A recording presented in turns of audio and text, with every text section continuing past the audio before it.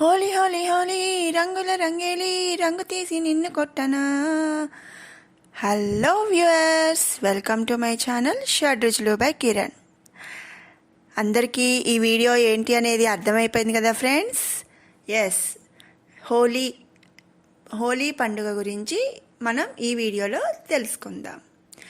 అసలు హోలీ ఎందుకు చేసుకుంటారు, ఈ హోలీకి కొన్ని ప్రదేశాల్లో ఏమని పేరు ఉంది, పురాణాల్లో ఈ హోలీ పండుగ గురించి ఉన్న కథలు ఏమిటి అనేది మనం ఈ వీడియోలో తెలుసుకుందాం.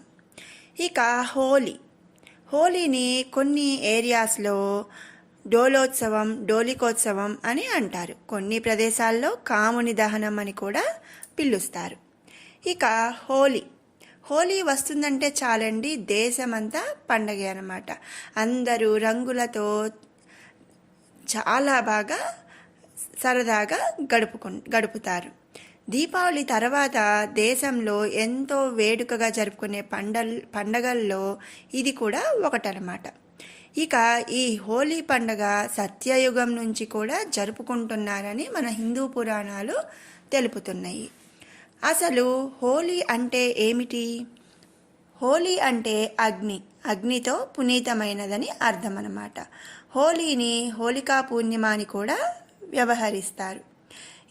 అంటే ప్రతి సంవత్సరం ఫాల్గుణ మాసం పౌర్ణమి రోజున వచ్చే ఈ పండుగని హోలీ అని, కాముని పున్నమి లేదా కాముని దహనమని, డోలికోత్సవం అని పిలుస్తారు. అయితే ఇక ఈ హోలీ పూర్వత్రాల గురించి పురాణాల్లో ఎన్ని కథలు ఉన్నాయి అనేది మనం తెలుసుకుందాం. అందరూ ఈ వీడియోని స్కిప్ చేయకుండా ఆఖరి వరకు కూడా చూడండి, ఎందుకంటే మన పురాణాలు తెలుసుకోవటం చాలా ముఖ్యం. ఇక హిరణ్యకశిపుడు అంటే రాక్షసరాజు హిరణ్యకశిపుడు అందరికీ తెలుసు కదా ఫ్రెండ్స్. అతని కుమారుడు ప్రహ్లాదుడు అనమాట. తండ్రి రాక్షసుడైన కొడుకు మాత్రం నిత్యం విష్ణుమూర్తిని స్మరిస్తూ ఉండేవాడు. అయితే అది హిరణ్యకశిపుడికి నచ్చలేదు. ఇక దాంతో ప్రహ్లాదుడిని చంపేయాలని నిర్ణయించుకున్నాడు. మనందరికీ తెలిసిందే కదా ఫ్రెండ్స్, భగవంతుడు రాక్షసుల్ని కూడా క్షమించే మంచి గుణం కలిగినవాడు. ఇక రాక్షసులు తన పుత్రులని కూడా వధించగలిగిన కర్కోటకులు. ఇక దాంతో రాజు హిరణ్యకశిపుడు అతని రాక్షస సోదరి అయిన హోలికని పిలిచి ఆమెకు ఉన్న శక్తులతో ప్రహ్లాదుడిని మంటల్లో ఆహుతి చేయమని కోరాడంట. దాంతో ఆమె ప్రహ్లాదుడిని ఒడిలో కూర్చోబెట్టుకొని మంటల్లోకి దూకింది. అయితే విష్ణుమూర్తి మాయతో ప్రహ్లాదుడు మాత్రం ప్రాణాలతో బయటపడగా హోలికా రాక్షసి మాత్రం మంటల్లో చనిపోయింది. కాబట్టే ఈ రోజుని హోలికా దహనమైన రోజు కాబట్టి హోలీ అని పిలుస్తారు కొన్ని ప్రాంతాల్లో. ఇక హోలికా దహనం అనేది రాక్షసిని దహనం చేయటం కాబట్టి కొన్ని ప్రాంతాల్లో రాత్రి వేళ ఈ హోలికా దహనాన్ని అంటే భోగి మంటల్లాగా మంటలు పెట్టేసి ఈ పండగని జరుపుకుంటారు. ఇక కొన్ని ప్రదేశాల్లో ఈ హోలీ పండుగని డోలోత్సవం అంటారు. అసలు డోలిక అంటే ఏమిటి? డోలిక అంటే ఊయల. ఈ ఫాల్గుణ మాసం పౌర్ణమి రోజు బాలకృష్ణుడిని ఉయ్యాలలో పండేసి ఊపారని, అలాగే నామకరణం అంటే బారసాల అంటాం కదండి, ఆ రోజు జరిగిందని చెప్పుకుంటారు. కాబట్టే పశ్చిమ బెంగాల్లోని ప్రజలు ఈ హోలీ పండగ రోజు బాలకృష్ణుని ప్రతిమను ఉయ్యలలో పండేసి ఊపి ఎంతో వేడుకగా ఈ హోలీ పండుగని జరుపుకుంటారు. అలాగే ఈ హోలీ రోజు శ్రీకృష్ణుడు రాధను ఉయ్యలలో పెట్టి రంగులు పులిమినట్లు కూడా చెప్తుంటారు చాలామంది. ఇక ఈ హోలీకి ఇంకొక కథ కూడా ఉంది ఫ్రెండ్స్. పూర్వం దేవతలందరూ కూడా లక్ష్మీదేవి విరహంతో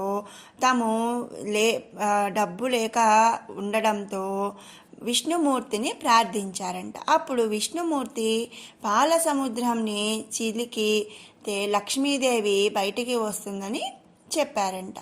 ఈ ఫాల్గుణ పౌర్ణమి రోజున దేవతలు రాక్షసులు కలిపి పాల సముద్రాన్ని చిలికి అమృతం అలాగే లక్ష్మీదేవి అన్నీ కూడా బయటికి తీశారని ఎంతోమంది చెప్పుకుంటారు. అందుకనే ఈ ఫాల్గుణ పౌర్ణమి రోజు చాలామంది లక్ష్మీదేవిని పూజించటం ఆనవాయితీగా వస్తుంది. ఇక మరొక కథకి వస్తే, పూర్వం మహాదేవుడు అంటే పరమశివుడు సతీదేవి విరహంతో యోగ నిద్రలోకి వెళ్ళారంట. అప్పుడు రాక్షసులందరూ కూడా దేవతల మీదకి దండెత్తారు. ఏ విధంగా అయినా సరే మహాదేవుని యోగ నిద్ర నుంచి బయటికి తేవాలన్న సంకల్పంతో దేవతలందరూ కలిసి ఏం చేశారంటే మన్మధుణ్ణి మన్మథ బాణం వేయమని పురమాయించారు. అయితే మన్మధుడు భయంగానే తన కర్తవ్యాన్ని నిర్వహించటానికి పరమశివుని మీదకి మన్మథ బాణం వేశాడంట.